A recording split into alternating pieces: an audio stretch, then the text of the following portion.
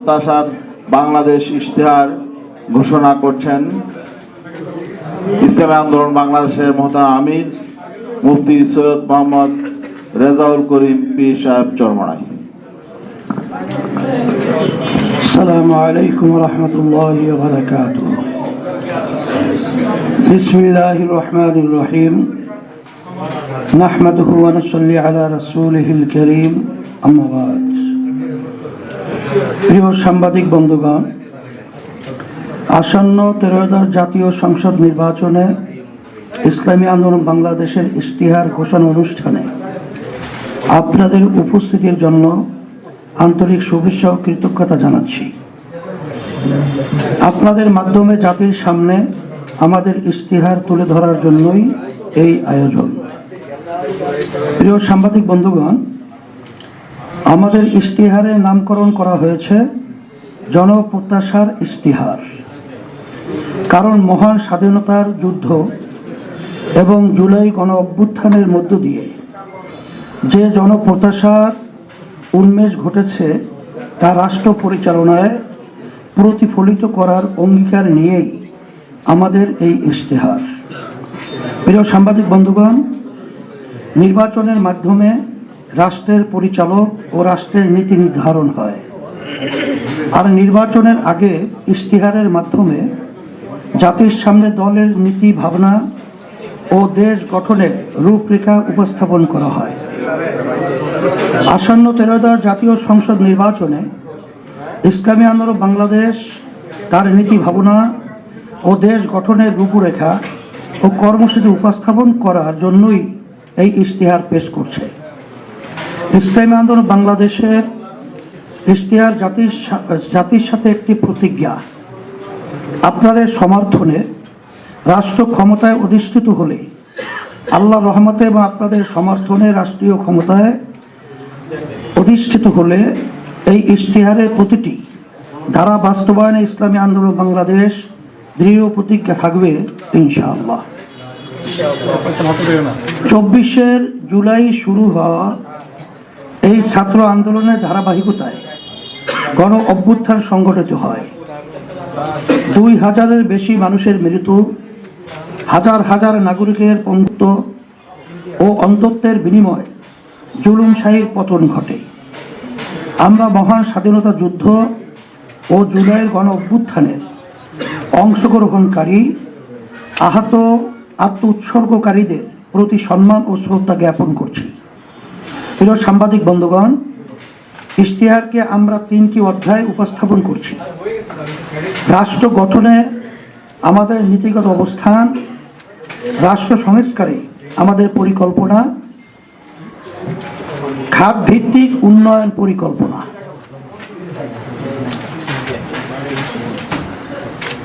রাষ্ট্র গঠনের নীতিগত 8 দফা আমাদের পরিকল্পনা রয়েছে।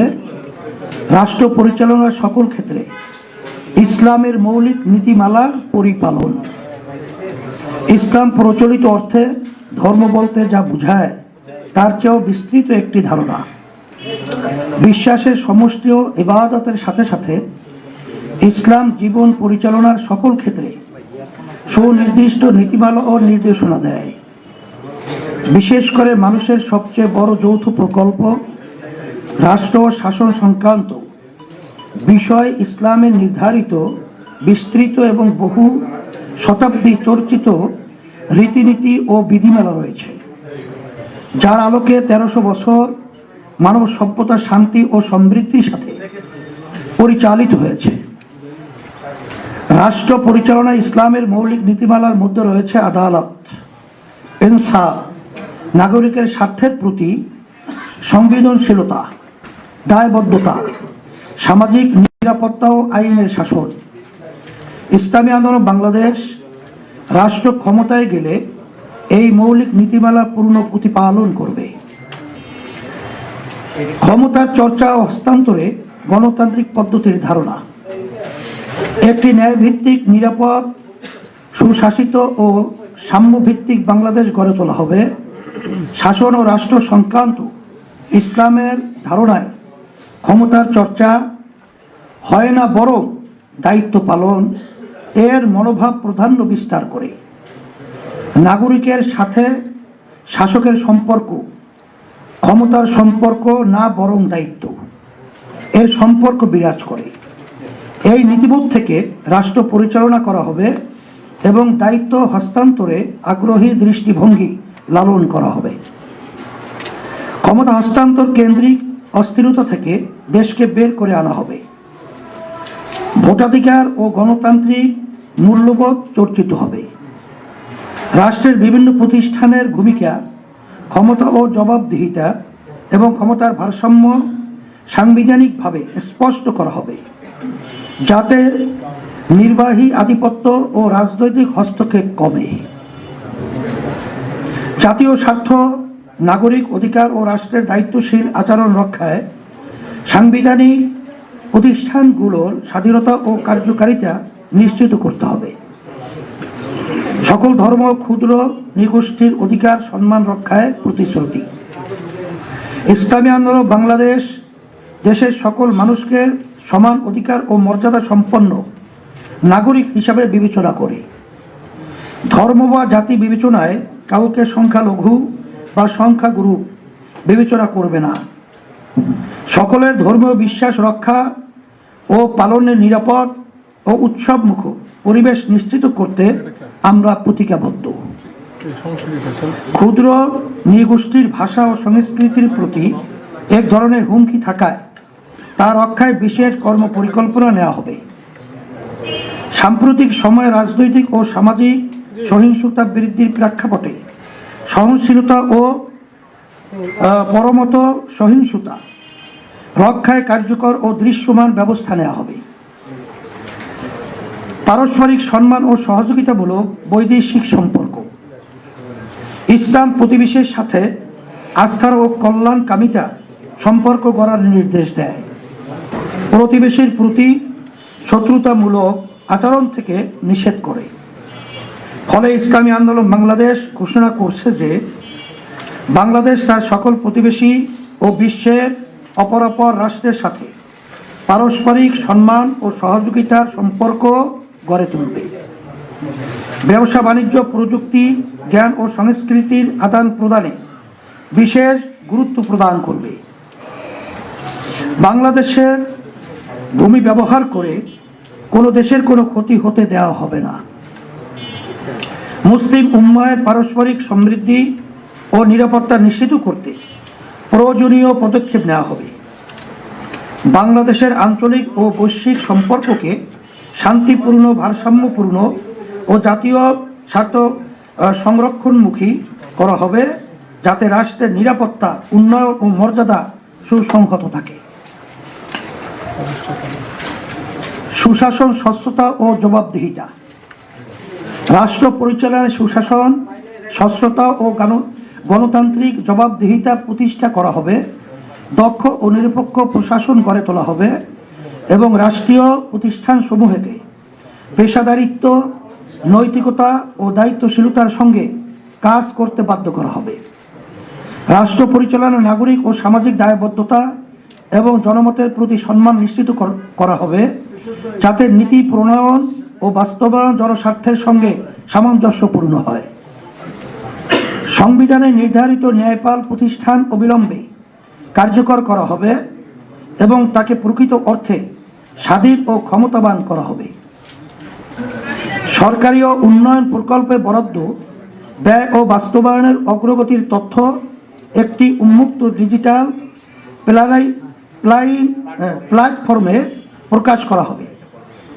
সব সরকারি দপ্তরে নথি ও ফাইল ব্যবস্থাপনা ধাপে ধাপে সম্পূর্ণ ডিজিটালাইজেশন করা হবে। সংসদ সদস্য ও জনপ্রতিনিধিদের সম্পদের হিসাব দায়িত্ব গ্রহণের শুরুতেই এবং পরবর্তী সময়ে নিয়মিতভাবে প্রকাশ করা হবে। ক্ষেত্র বিশেষ জাতীয় রাজস্ব বোর্ড ও দুদকের সঠিকতা যাচাই করবে।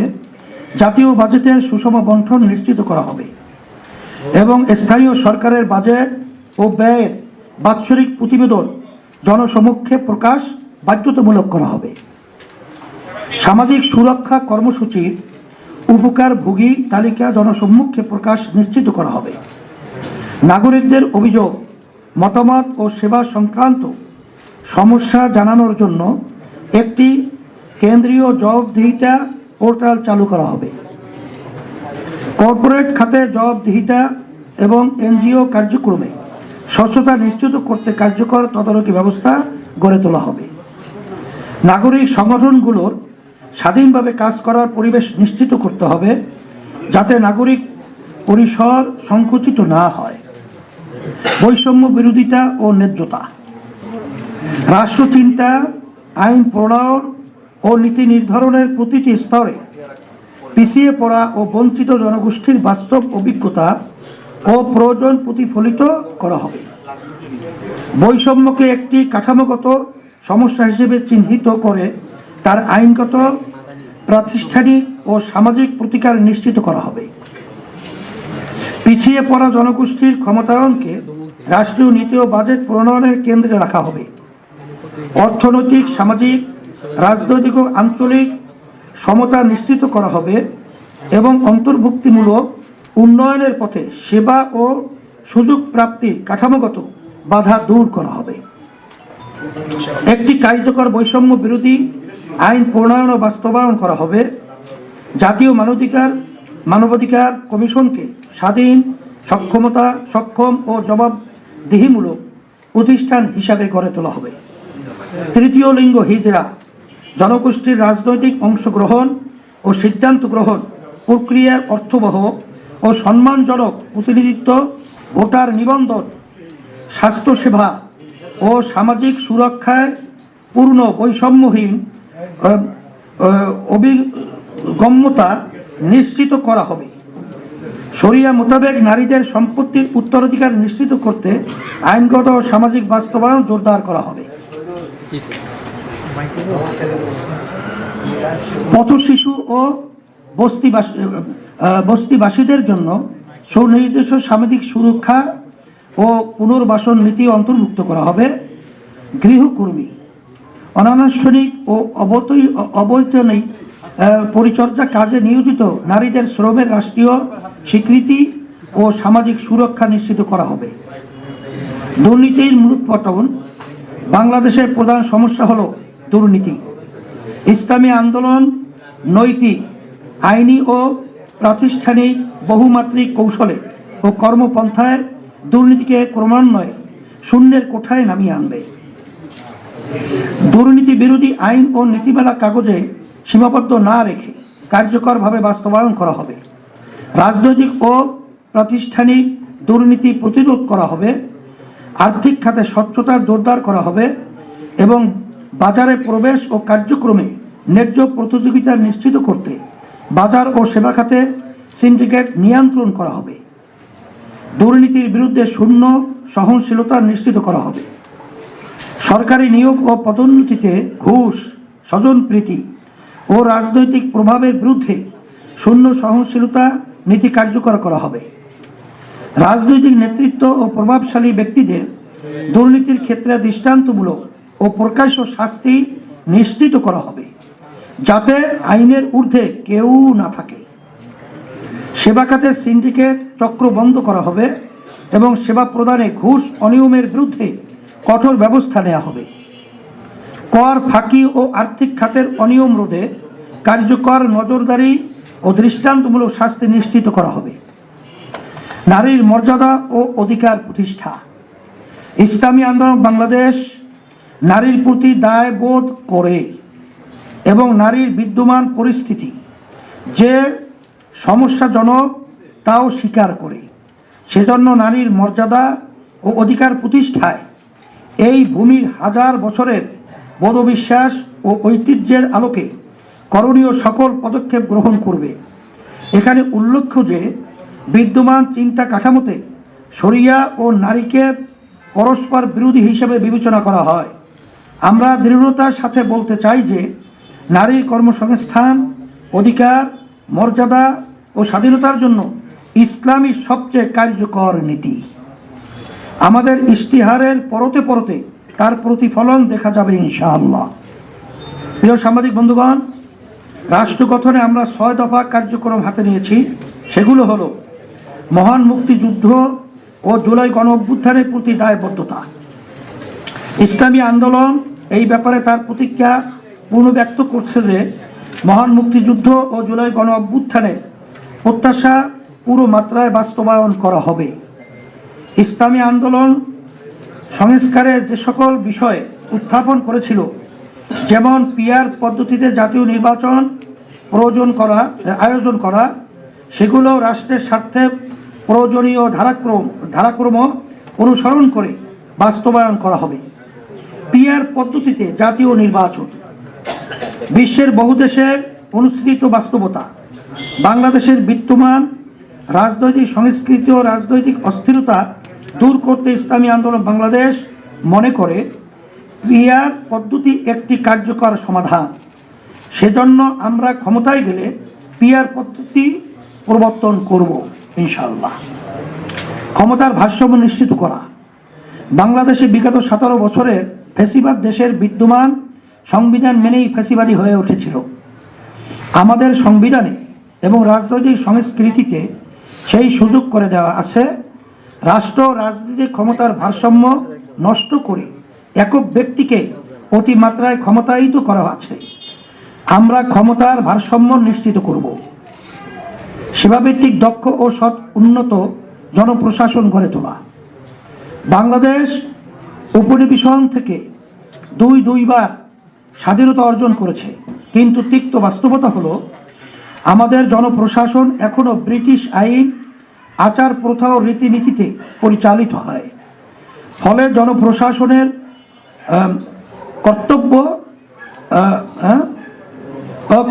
কর্তব্যরতরা নিজেদেরকে জনতার সেবক না ভেবে প্রভু ভাবেন। আমরা এর আমূল পরিবর্তন আনবো ইনশাআল্লাহ। জনসেবামুখী, দক্ষতা ও জবাবদিহিতামূলক জনপ্রশাসন গড়ে তুলব। উন্নয়ন কর্মকাণ্ডের উৎকর্ষতা একটি দক্ষ, সৎ ও কার্যকর প্রশাসনের উপর অনেকাংশে নির্ভরশীল। এ অনুধাবনে প্রণীত হয়ে রাজনৈতিক হস্তক্ষেপ মুক্ত একটি পেশাদারী সরকারি প্রশাসনিক ব্যবস্থা গড়ে তোলা হবে। সেবা প্রদানকারী সকল সরকারি প্রতিষ্ঠানের কর্মকাণ্ডে সেবা গ্রহীতাদের কাছে জবাবদিহিতার নিশ্চয়তা বিধানে একটি সুনির্দিষ্ট ফ্রেমওয়ার্ক প্রতিষ্ঠা করা হবে। উন্নয়ন প্রশাসনের সকল পর্যায়ে দুর্নীতির বিরুদ্ধে শূন্য সহিষ্ণুতার সংস্কৃতি চালু করা হবে। এর সংস্কৃতির প্রতিষ্ঠায় এসিসিকে রাজনৈতিক প্রভাবমুক্ত ও স্বাধীনভাবে কাজ করতে দেওয়া হবে। সরকারি ব্যয় স্বচ্ছতা ও জবাবদিহিতার নিশ্চয়তা বিধানে সরকারি ক্রয়, বিনিয়োগে অগ্রগতি, টেন্ডার, অর্থব্যয়, প্রজেক্ট সংশ্লিষ্ট সকল তথ্য উন্মুক্ত করা হবে। সরকারি ব্যয়ের অগ্রাধিকার নির্ধারণ ও ব্যয়ের দক্ষতা ও উৎকর্ষতা বৃদ্ধির লক্ষ্যে পাবলিক এক্সপেন্ডিচার রিভিউ কমিশন গঠন করা হবে। রাজস্ব স্পেস এর সম্প্রসারণ। রাজস্ব ব্যবস্থাপনায় পরিবর্তনের লক্ষ্য হবে রাজস্ব আয় জিডিপি হারের উল্লেখযোগ্য বৃদ্ধি, যাতে আগামী 5 বছরে এ হার দক্ষিণ এশিয়া গড় হারের সমপর্যায়ে 14 থেকে 15% উন্নতি করা সম্ভব হয়। রাজস্ব ব্যবস্থাপনার উৎকর্ষতা বিধানে এনবিআরএ যেসব সংস্কার কার্যক্রম গৃহীত হয়েছে সেগুলির বাস্তবায়ন করা হবে। সরকারি মালিকানায় যেসব প্রতিষ্ঠান এসওই আছে সেগুলির কার্যক্রম, অর্থায়ন, আর্থিক অবস্থা ইত্যাদি পরিবেক্ষণ ও মূল্যায়নপূর্বক লভ্যতা ও সামাজিক উপযোগিতার নিরিখে এগুলোর ভবিষ্যৎ সম্বন্ধে সিদ্ধান্ত গ্রহণ করা হবে ইনশাআল্লাহ। রাজস্ব আহরণের সকল পর্যায়ে প্রযুক্তিকে প্রাধান্য দিয়ে বিনিয়োগ করা হবে, যাতে সমন্বিতভাবে তথ্য আহরণ সম্ভব হয়, কর প্রদান সহজতর হয় এবং ব্যয় ও আয়ের সমন্বয় বিধানের মাধ্যমে কর ফাঁকি দূর করা যায়। স্বনির্ভর, শক্তিশালী ও বহুমাত্রিক ডিফেন্স সিস্টেম গড়ে তোলা। বাংলাদেশ একটি স্বাধীন দেশ। বর্তমান বিশ্ব ব্যবস্থায় স্বাধীনতা টিকিয়ে রাখা দুষ্কর। মতাদর্শগত ভিন্নতার কারণে অন্য দেশের সার্বভৌমত্ব লঙ্ঘন করার ঘটনা খুবই সাধারণ ঘটনায় পরিণত হয়েছে। সেজন্য আমরা স্বনির্ভর ও শক্তিশালী প্রতিরক্ষা ব্যবস্থা গড়ে তুলব। আকাশ, নৌ ও স্থল বাহিনীর সক্ষমতা বিশ্বমানের করে তুলব ইনশাআল্লাহ। প্রিয় সাংবাদিক বন্ধুগণ, ইশতেহারের মৌলিক অংশগুলো আপনাদের সামনে শিরোনাম আকারে তুলে ধরছি। দেশের স্থায়ী শান্তি ও মানবতার সার্বিক মুক্তির লক্ষ্যে রাজনীতিতে গুণগত পরিবর্তন, দুর্নীতি, দুঃশাসন, সন্ত্রাস, চাঁদাবাজি, দখলবাজি, মাদক মুক্ত কল্যাণ রাষ্ট্র প্রতিষ্ঠা, সাম্য, মানবিক মর্যাদা, সুশাসন ও ন্যায় বিচার প্রতিষ্ঠা, রাষ্ট্র পরিচালনার সর্বত্র শরিয়ার প্রাধান্য, কৃষি ও শিল্প বিপ্লব ঘটিয়ে বেকার ও দারিদ্র্য মুক্ত এবং অর্থনৈতিক সমৃদ্ধশালী দেশ গঠন, নৈতিকতার সমৃদ্ধ কর্মসূচি, বিজ্ঞান ভিত্তিক শিক্ষা ব্যবস্থা, সার্বজনীন কর্মসংস্থান, পর্যায়ক্রমিক রাষ্ট্র সংস্কার, মহান মুক্তিযুদ্ধ, জুলাই গণ অভ্যুত্থানের প্রত্যাশার প্রতি দায়বদ্ধতা, আর্থিক, সামাজিক ও কূটনৈতিক সক্ষমতা বৃদ্ধি, নারী, শ্রমিক ও প্রান্তিক জনগোষ্ঠীর অধিকার সহ সকল জনগোষ্ঠীর মৌলিক ও মানবাধিকারের সুরক্ষা, রাষ্ট্র সমাজ ও অর্থনীতিতে বৈষম্য বিলোপ, রাষ্ট্র সমাজ ও অর্থনীতিতে বৈষম্য বিলোপ, সকলের জন্য সাশ্রয়ী ও উন্নত স্বাস্থ্য ব্যবস্থা, পরিবেশ দূষণ রোধ, দুর্যোগ ব্যবস্থাপনা ও জলবায়ু ও অভিঘাত ব্যবস্থাপনায় গুরুত্ব, ধর্মীয় স্বাধীনতা, নিরাপত্তা ও পারস্পরিক সহাবস্থান, শুধু দুর্নীতি সন্ত্রাস দমন নয়, নির্মূলকরণ কর্মসূচিও গ্রহণ করা হবে। শুধু আইনের শাসন নয়, ন্যায় শাসন প্রতিষ্ঠা, জনমতের যথার্থ প্রতিফলন, সুষ্ঠু নির্বাচন ও কার্যকর সংসদ প্রতিষ্ঠার লক্ষ্যে পিআর প্রপোর্শনাল রিপ্রেজেন্টেশন এই পদ্ধতি বাস্তবায়ন, মানুষের সার্বিক কল্যাণ প্রতিষ্ঠায় ধর্ম ও রাজনীতির সমন্বয় করা, দুর্নীতি, সন্ত্রাস, খুন ও অনৈতিক পেশার সাথে জড়িতদের রাজনীতিতে নিষিদ্ধ করো, খুন, গুম, মিথ্যা, গায়েবী মামলা, জুলুম, নির্যাতন ও দুঃশাসনের বিলোপ, জনগণের বাক স্বাধীনতা এবং গণমাধ্যমের নিরাপত্তা ও স্বাধীনতা নিশ্চিত করা, নারীদের শুধু সম অধিকার নয়, অগ্রাধিকার প্রতিষ্ঠা করা হবে ইনশাআল্লাহ।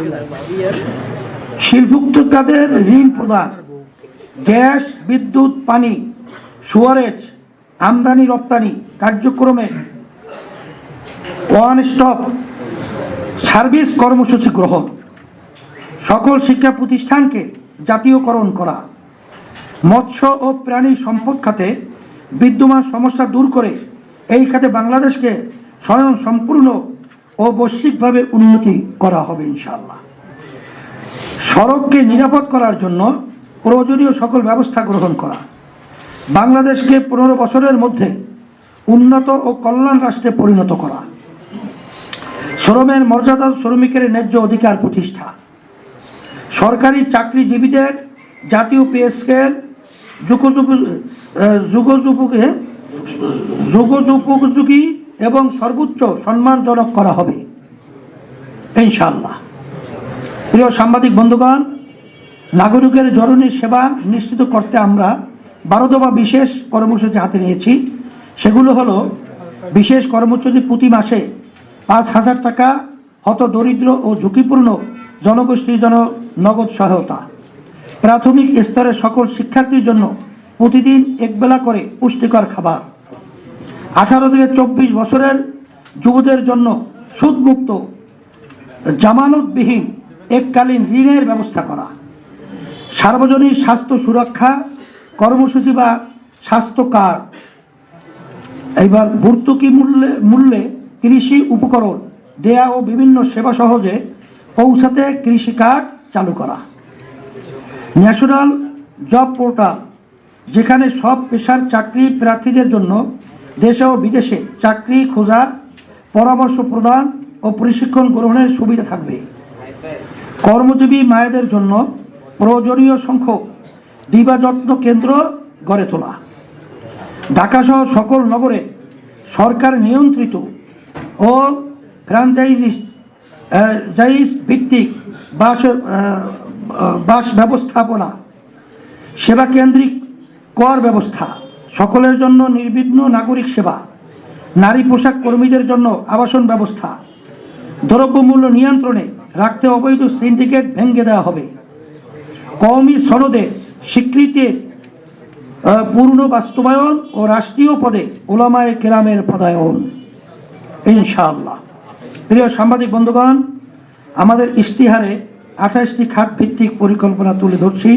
খাতগুলো হলো এগুলো, আপনারা পড়ে নিলে দেখবেন কি কি খাত আমাদের রয়েছে। আর 28টা আমাদের খাত আছে। আচ্ছা, এগুলো সব সরবরাহ করা হয়েছে আলহামদুলিল্লাহ। হ্যাঁ, আচ্ছা, খাতগুলো আপনারা অর্থনৈতিক সমৃদ্ধি, মূল্যস্ফীতি নিয়ন্ত্রণ ও করার সক্ষমতা সংরক্ষণ, বৈদেশিক ঋণ ব্যবস্থাপনা, সুশাসিত আর্থিক খাত ব্যবস্থাপনা, স্বল্পোন্নত দেশ থেকে টেকসই উত্তরণ, বিনিয়োগের স্বর্গ হিসেবে বাংলাদেশকে গড়ে তোলা, জননিরাপত্তা আইনের শাসন, নাগরিক সুবিধা সম্বলিত শহর ও গ্রাম, নৈতিকতায় সমৃদ্ধ কর্মমুখী বিজ্ঞান ভিত্তিক শিক্ষা ব্যবস্থা, সার্বজনীন কর্মসংস্থান, দেশীয় আন্তর্জাতিক শ্রম বাজার পরিস্থিতির আলোকে যুবদের জন্য শ্রম কর্মসংস্থানের সুযোগ সৃষ্টি, শ্রম বাজারে চাহিদার সঙ্গে শিক্ষা ব্যবস্থার সমন্বয় সাধন, অপ্রাতিষ্ঠানিক খাতের চ্যালেঞ্জ মোকাবিলা, নতুন উদ্যোক্তা সৃষ্টি, আইসিটি ও উচ্চ প্রযুক্তি খাত উন্নয়ন, উৎপাদন সংরক্ষণ ও বিপণনকে প্রাধান্য দিয়ে সমন্বিত কৃষি ব্যবস্থা, আধুনিক পদ্ধতি ও প্রযুক্তি গ্রহণ এবং অভিযোজন, অর্থায়ন ও প্রণোদনা, ক্ষুদ্র ও পিছিয়ে পড়া কৃষকের জন্য করণীয়, প্রবাসী কল্যাণ, অভিবাসন সংশ্লিষ্ট চ্যালেঞ্জ মোকাবিলা, সার্বজনীন উন্নত ও সাশ্রয়ী চিকিৎসা ব্যবস্থা, সাশ্রয়ী ও মানসম্মত ওষুধ নিশ্চিতকরণ, অসুবিধাগ্রস্ত জনগোষ্ঠীর স্বাস্থ্যসেবায় বিশেষ উদ্যোগ, সরকারি সেবা ব্যবস্থায় দক্ষতা ও কার্যকারিতা বৃদ্ধি, সিনিয়র সিটিজেন ম্যানেজমেন্ট, আঞ্চলিক উন্নয়ন ভারসাম্য, পার্বত্য চট্টগ্রাম অঞ্চল, রংপুর অঞ্চল, বরেন্দ্র অঞ্চল, খুলনা বরিশাল অঞ্চল, নদী ভাঙ্গল ও হাওর অঞ্চল বাংলাদেশ হবে বিশ্ব পর্যটনের রাজধানী, নিরাপদ ও বহুমাত্রিক যোগাযোগ ব্যবস্থা গড়ে তোলা, সবার জন্য সাশ্রয়ী দূষণমুক্ত জ্বালানির নিশ্চয়তা, অভ্যন্তরীণ প্রাকৃতিক গ্যাসের উন্নয়নে অগ্রাধিকার প্রদান, আর্থিক চাপ হ্রাস এবং জ্বালানি ন্যায় বিচার প্রতিষ্ঠা, জাতীয় স্বার্থের চাহিদা পূরণে সুপরিকল্পিত স্বচ্ছ নীতি প্রণয়ন, পরিবেশ, জলবায়ু ও বনরক্ষায় দেশীয় বাস্তবতা ও আন্তর্জাতিক প্রোটোকল অনুসরণ করা, গৃহায়ন ও গণপূর্ত, তথ্য ও সম্প্রচার, শ্রম ও কর্মসংস্থান, স্থানীয় সরকার প্রতিষ্ঠানের শক্তিশালীকরণ এবং ক্ষমতার বিকেন্দ্রীকরণ, আধুনিক টেকসই ও স্বাস্থ্যসম্মত পয় নিষ্কাশন ব্যবস্থা, জলবায়ু পরিবর্তন, দুর্যোগ ব্যবস্থাপনা ও ত্রাণ, পানি সম্পদ ব্যবস্থাপনা, জুলাই গণ অভ্যুত্থান ও মুক্তিযুদ্ধ। আল্লাহ রাব্বুল আলামিন আমাদেরকে বিজয় করে এই আশা পূরণ করার তৌফিক দান করুন। একটু আমি বলি, এখানে আপনারা লক্ষ্য করেছেন যে আপনাদের কাছে ইশতেহারের একটা কপি দেওয়া হয়েছে, কিন্তু হুজুরের যে ইশতেহারটা পাঠ করলেন এটা পাঠের সুবিধার জন্য একটু ভিন্নভাবে বিন্যস্ত করা হয়েছে এবং কিছু সংক্ষেপ করা হয়েছে, আর সর্বশেষ সামান্য কিছু বিষয় সংযোজন করা হয়েছে। তো হুজুর যে ইশতেহারটা পাঠ করলেন সেটাও সব মিডিয়া হাউসে আমরা পাঠিয়ে দিব, আর আমাদের পূর্ণাঙ্গ ইশতেহারের একটা বই আকারে আপনাদের কাছে দেওয়া হয়েছে। তো এখন নেতৃবৃন্দ ইশতেহারটা নিয়ে একটু দাঁড়াবেন, একটু ফটো সেশন হবে, তারপরে আপনাদের প্রশ্ন উত্তরে যাব আমরা ইনশাআল্লাহ। তাই তো ভাই মোবাইল দিলেন না ভাই, কি মোবাইল দিলেন?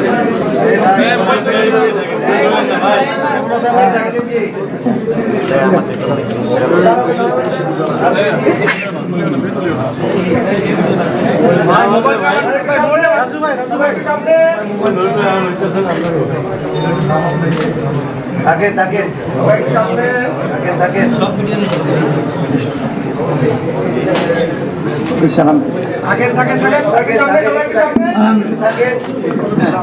এবার এই পঠিত এবং এই ঘোষিত ইশতেহারের বিষয়ে যদি কোনো প্রশ্ন থাকে একটু করা যাবে ইনশাআল্লাহ।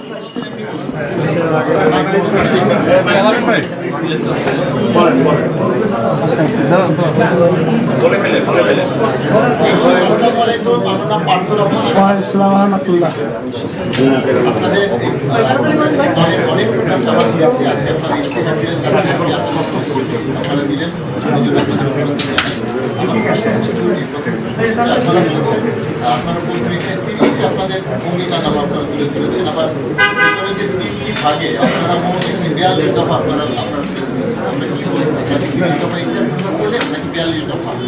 এটা প্রশ্ন হচ্ছে যে ইসলামিক দলগুলো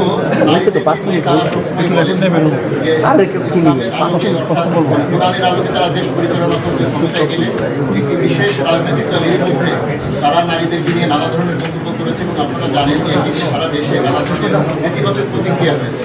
আপনারা আপনাদের ইশতেহারে 5 নম্বর পৃষ্ঠা বলেছেন, 6 নম্বর পৃষ্ঠা বলেছেন যে আমাদের ইশতেহারে আমরা বিগত সঙ্গে বলতে চাই যে নারীর অধিকার, মর্যাদা ও স্বাধীনতা কাঠামো ইসলাম শক্তি কার্যকরী।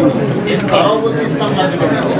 আপনারা বিশ্লেষণ করবেন যে আপনারা ক্ষমতায় গেলে নারীদেরকে আপনারা কিভাবে মূল্যায়ন করবেন, তাদের অধিকার। ধন্যবাদ। আলহামদুলিল্লাহ, বিভিন্ন সময় যখন সাংবাদিক বন্ধুরা আলোচনা করে ইসলামী দলের যারা নেতৃত্ব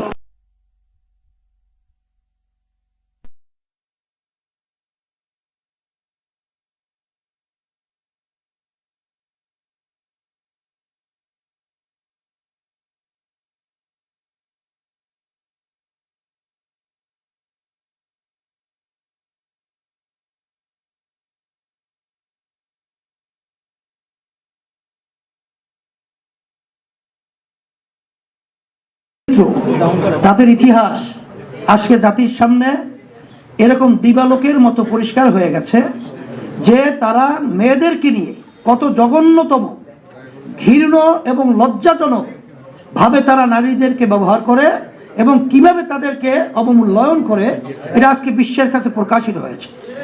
যার কারণে আমরা পরিষ্কার বলবো আমার সাংবাদিক বন্ধুদেরকে এবং যারা এই ঘরানার চিন্তে আছেন, ইসলামই হলো একমাত্র নারীর মর্যাদা নিশ্চিত, সম্মান, সুরক্ষা একমাত্র নীতি আদর্শ। আর আপনি যে প্রশ্ন করছেন, আমাদের মৌলিক আজকে যে ইশতেহার ঘোষণা করেছি, মৌলিক হলো আমাদের 30 দফা, আর 42টা যে আপনার পয়েন্ট রয়েছে এর প্রতিটা ভিন্ন ভিন্ন ব্যাখ্যা আমাদের বইয়ের ভিতরে ইশতেহারে দেওয়া আছে।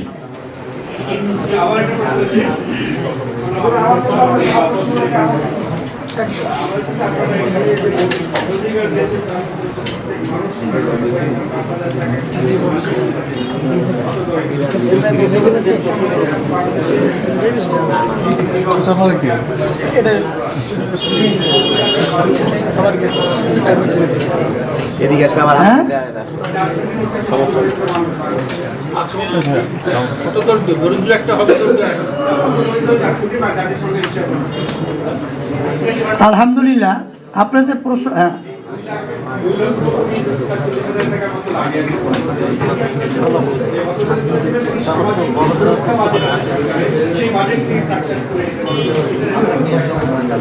আলহামদুলিল্লাহ আমার ভাই যে প্রশ্ন করেছেন, আসলে ব্যাপারটা হলো আমাদের দেশটা স্বাধীনতার পর থেকে আমরা দুর্নীতিতে প্রতিটা রন্ধ্রে রন্ধ্রে দুর্নীতি আমাদের সয়লাভ হয়ে আছে। বিধায় আমাদের দেশে এই হত যারা নাকি বিশেষ করে দরিদ্র সীমার মধ্যে আছে, তাদেরকে আমরা কিভাবে 5,000 টাকা আমরা তাদেরকে প্রদান করব, ওই যে আমাদের ওই জিডিপির যে 0.5% হলেই এটা আমাদের দেওয়া অতি সহজ এবং এটা সম্ভব, এর চেয়ে বেশিও সম্ভব যদি দুর্নীতি মুক্ত হয়, দুর্নীতি বন্ধ হয়।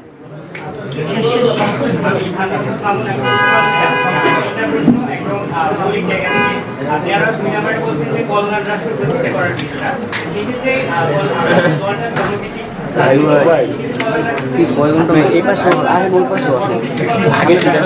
আমি আর কয়েক সেকেন্ড নিব ভাই আমার কয়েক সেকেন্ড নেবেন আমার তো নিতে হবে ভাই কি করবো বলেন হালকা তো নিচে রাখেন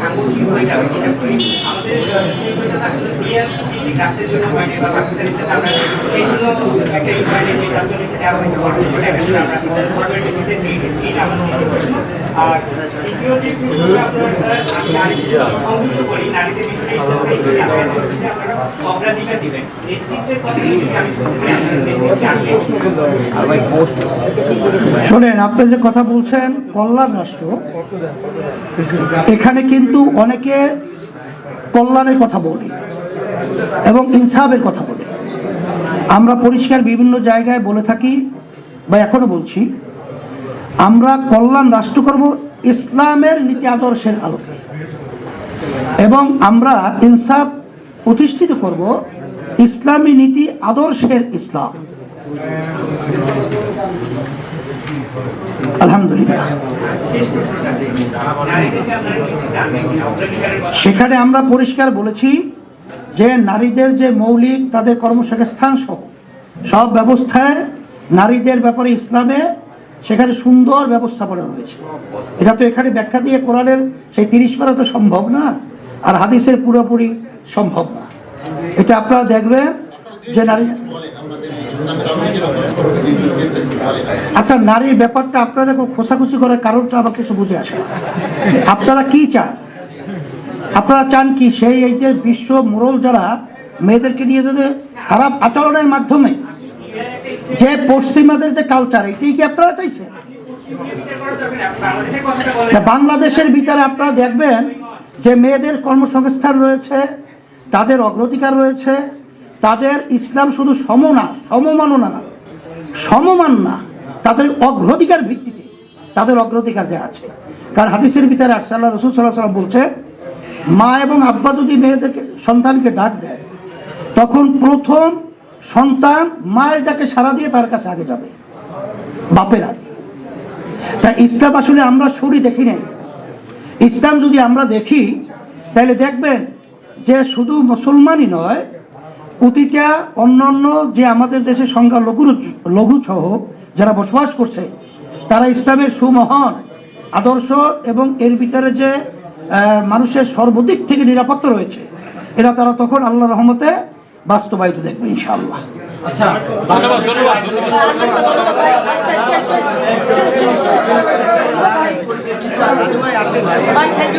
ধন্যবাদ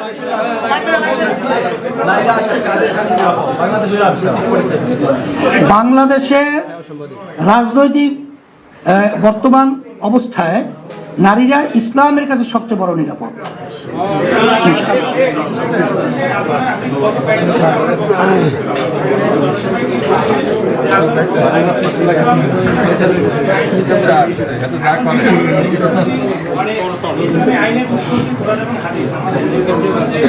ইজমা কিয়াস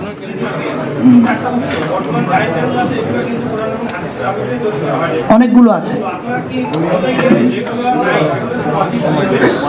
শোনেন, ইসলাম ওই যে ইজমা কিয়াস বলছি না, ওই ইজমা কিয়াসের মধ্যে মানে সময়ের ব্যবধানতায় যেটা ইসলামের সাথে সাংঘর্ষিক না, মানুষের ক্ষতিকারক না, সেটা ইসলাম বৈধতা দিয়েছে। সময় প্রয়োজনে সেই আলোকেই আমরা ওইভাবে ব্যবস্থাপনা নেব ইনশাআল্লাহ।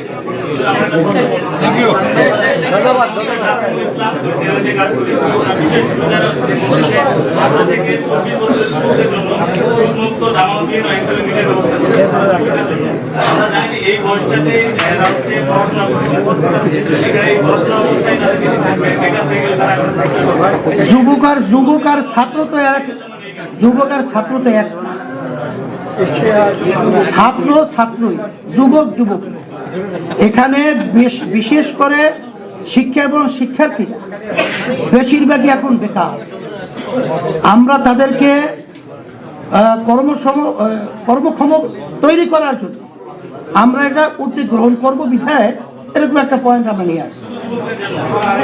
এখানে কথাটা বলেছি তো যে আমাদের যুবতীদের যে প্রয়োজনগুলো আছে, যুবকদের যে প্রয়োজনগুলো আছে, সেগুলো সবই তো আমরা এর ভিতরে নিয়ে আসি। শেষ করেন না ভাই, শেষ করেন।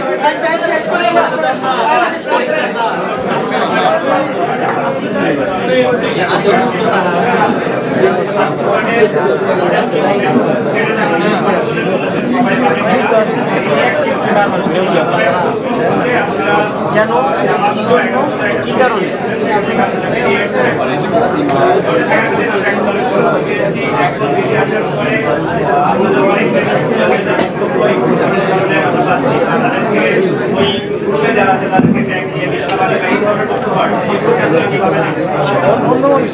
আপনার কথা একটু বন্ধ রাখি। আলহামদুলিল্লাহ, আমার ভাই প্রশ্ন করেছে আবার চিকিৎসা খাতের ব্যাপারে।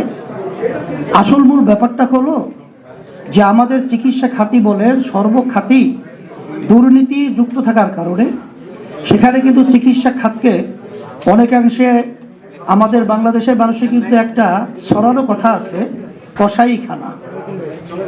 আমরা যদি দুর্নীতি মুক্ত করতে পারি, আল্লাহর রহমতে শিক্ষা যথাযথ ব্যবস্থা এবং চিকিৎসা আমরা করতে পারবো ইনশাআল্লাহ। আর আপনারা যে প্রশ্ন করেছেন যে আমরা 11 দলীয় জোটে ছিলাম, আসলে এই কথাটা আপনি বলছেন কোত্থেকে কিভাবে, এটা আমরা জানি না। আমরা কিন্তু এখানে কোনো 11 দলীয় জোট করি নাই। আমরা প্রথম কিন্তু করেছিলাম 8 দলীয় একটা সমঝোতা। সমঝোতার জোটের ভিতরে পার্থক্য হলো জোটের একজন নেতৃত্ব থাকতে হয়, আর সমঝোতার ভিতরে কোনো নেতৃত্ব থাকে না। এখানে আমরা দেশের জন্য এবং মানুষের কল্যাণের জন্য যে সিদ্ধান্তগুলো আমরা নেব, এটা আমরা সবাই পরামর্শ ভিত্তিক আমরা নেব। কিন্তু পরবর্তীতে যখন নাকি আমরা দেখলাম এটা জোটের রূপে একটা পর্যায়ে একটা শ্রেণী একটা দল নিয়ে গেছে, সেখানে পরবর্তীতে 8 দলের বাহিরে অন্যান্য যে দলগুলো ঢুকানো হলো, সেটা আমাদের সাথে আগে পরে আলোচনা না করে, আমাদের সমঝোতার ভিতরে সিদ্ধান্ত না হয়ে তারা ভিন্নভাবে আলোচনা করেছে, এক কথা জামাত। পরবর্তীতে দায় এড়াবার জন্য আমরা যখন শীর্ষ পর্যায়ে শেষ 28-এ শেষ বৈঠকটা কয় তারিখ হলো না, 28 মনে হয়, হ্যাঁ, ওই যেদিন উঠানের আগের দিন, ওই জমা দেওয়ার আগের দিন, 28শে ডিসেম্বর, সেদিন আমাদেরকে জানাইলো যে এরকম অন্যান্য দলগুলো এইভাবে আমরা এর সাথে ইনক্লুড করছি। তখন আমরা বলেছিলাম যে আমাদের হয়েছিল সমঝোতা, কোনো দল যদি এখানে আনতে হয়, নিতে হয়, সেটা তো আমাদের সমঝোতার আলোচনার মাধ্যমে আমাদের টেবিলে, আমরা কিন্তু আমাদের টেবিলে তাদের চেহারা দেখিও নাই। এই যে অন্যান্য দলগুলো এখানে ঢুকলো, তাদের চেহারা কিন্তু আমাদের টেবিলে আমরা দেখি নাই। এটা শুধু তারা মুখোমুখি হয়েছে, চেহারা দেখছে 1 to 1, অর্থাৎ জামাত এবং ওই হয়তো এনসিপি, এলডিপি, এরপরে আবার এখন এবি, এরা তারা ভিন্ন ভিন্ন আলোচনা 1 to 1 আলোচনা করছে, আমাদের সমঝোতায় এই আলোচনায় নিয়ে আসে নাই। বিধায় আমরা যে চিন্তা এবং যে আশা আকাঙ্ক্ষা নিয়ে, বড় একটা আশা নিয়ে আমরা দেশকে গড়ার যে লক্ষ্য নিয়ে সামনে অগ্রসর হয়েছিলাম, আমরা যে বলেছিলাম ইসলামের পক্ষে একটা বাক্স আমরা দেব, সেই ইসলামের পক্ষের বাক্সটা যখন নাকি এদের আমি বলবো অসৎ আচরণ, এই অসৎ আচরণে যখন এরা বিলুপ্ত হয়ে, যখন নাকি দলীয় জামাতের নেতৃত্বে যখন জোট হিসাবে তারা দাঁড় করলো, তখন ইসলামী আন্দোলন বাংলাদেশ, যেখানে ইসলাম নাই, যেখানে দেশের স্বার্থ নাই, যেখানে এক কথায় নিজেদের ভিতরে সৌহার্দ্যতা নাই, যেখানে নিজেদের ভিতরে সৌহার্দ্যতা না থাকে, তাদের সাথে থাকলে সেখানে জাতি ধোঁকা খাবে, বাংলাদেশের মানুষ ধোঁকায় পড়বে এবং বাংলাদেশ সুন্দর হওয়ার পরিবর্তে একটা অসুন্দর দেশ হবে। এরপর আমরা দেখেছি তারা কি চায়। তারা বিভিন্ন জায়গায় দেখেছি আমেরিকার সাথে তারা গোপনে বৈঠক করে, সেখানে আমাদেরকে উগ্রবাদী হিসাবে সেখানে তারা উপস্থাপন করেছে। আমাদের কোনো বাংলাদেশের কোনো দলীয় নেতারা আজ পর্যন্ত বাংলাদেশে জঙ্গি আছে উগ্রবাদী আছে, কোন নেতা বলছেন এরকম ইতিহাস বাংলাদেশে নাই, কারণ বাংলাদেশকে কেউ কলঙ্ক করতে চায় নাই। কিন্তু আমাদের দুঃখ সহকারে বলতে হয়, জামাতের নায়েবে আমির আব্দুল্লাহ মোহাম্মদ তাহের সাহেব, সে আমেরিকার দূতাবাসে সে আমাদেরকে জঙ্গি হিসাবে উপস্থাপন করে এবং সেখান থেকে আমাদেরকে ফিরিয়ে এনে আসবে, এটা আমরা অত্যন্ত দুঃখিত এবং ঘৃণা ভরে আমরা ধিক্কার জানাই। কারণ আমাদের ইসলামী আন্দোলন বাংলাদেশ প্রতিষ্ঠিত হয়েছে 1987 সালে, আজ পর্যন্ত অদ্যাবধি পর্যন্ত আমাদের কোনো কর্মকাণ্ড আপনারা পরিষ্কার জানেন যে সবাই এই কথা অকপটে স্বীকার করতে বাধ্য যে আমাদের থেকে সেদিনকারও যে বিভিন্ন সংস্থা জরিপ করেছে, সেখানে একমাত্র একটাই রাজনৈতিক দল হিসাবে জিরো টলারেন্স, যে এখানে একটাই দল যেটা দুর্নীতি মুক্ত, সে দলটা হলো ইসলামী আন্দোলন বাংলাদেশ। কিন্তু সেখানে আমাদেরকে উগ্রবাদী জঙ্গিবাদী হিসাবে উপস্থাপন করায় আমরা ঘৃণা করে কঠিনভাবে এটাকে আমরা ধিক্কার জানাইয়া এটা প্রত্যাখ্যান করছি। এই জন্যই আমরা যখন দেখছি যেখানে ইসলামের স্বার্থ নাই, ইসলামের বাক্স নাই, এখানে মানবতার এবং দেশের কোনো স্বার্থ নাই, আমেরিকার সঙ্গে গোপনে বৈঠক, ভারতের সঙ্গে গোপনে বৈঠক হতেই পারে, সেখানে গোপন কেন? এবং ভারত থেকে তো পরিষ্কার বলেছে যে এটা ধারাবাহিকতার অংশ, তাহলে বোঝা গেল তাদের বৈঠক আরো আগে অনেক চলছে। এই দিক থেকে ইসলামী আন্দোলন বাংলাদেশ, যেহেতু আমরা ইসলামের জন্য, দেশ এবং মানবতার কল্যাণের জন্য রাজনীতি করি, এই জন্য আমরা ওখানে থাকতে পারি নাই। আমরা এককভাবে আমরা হাত পাকা প্রতীক নিয়ে ইসলামী আন্দোলন এখন 258 আসনে আমরা নির্বাচন করছি। আলহামদুলিল্লাহ। অনেকে হয়তো মনে করতে পারেন যে আমরা একা হয়ে গেছি, না, আমরা একা হই নাই। আল্লাহর রহমতে আমাদের সাথে আল্লাহ আছে, আল্লাহর রহমতে আমাদের সাথে দেশ প্রেমিকরা আছে এবং ইসলাম যারা ভালোবাসে তারা আছে, সম্মানিত ওলামায়ে কেরামরা আছে। এই জন্য আমরা সারা দেশের ভিতরে সর্বশ্রেণী সর্বমহলে এমনকি সংখ্যালঘুদের কাছেও আমাদের গ্রহণযোগ্যতা এবং আন্তরিকতা আমরা অনেক পাইতেছি এবং আল্লাহর রহমতে আশা করি যে আল্লাহর রহমতে আমরা বিজয় হব ইনশাআল্লাহ। ধন্যবাদ সবাইকে এবং আপনাদের সকলকে দেশ এবং মানবতার কল্যাণ, ইসলামের কল্যাণে আপনারা সবাইকে ভালো থাকবেন। আপনাদের সবাইকে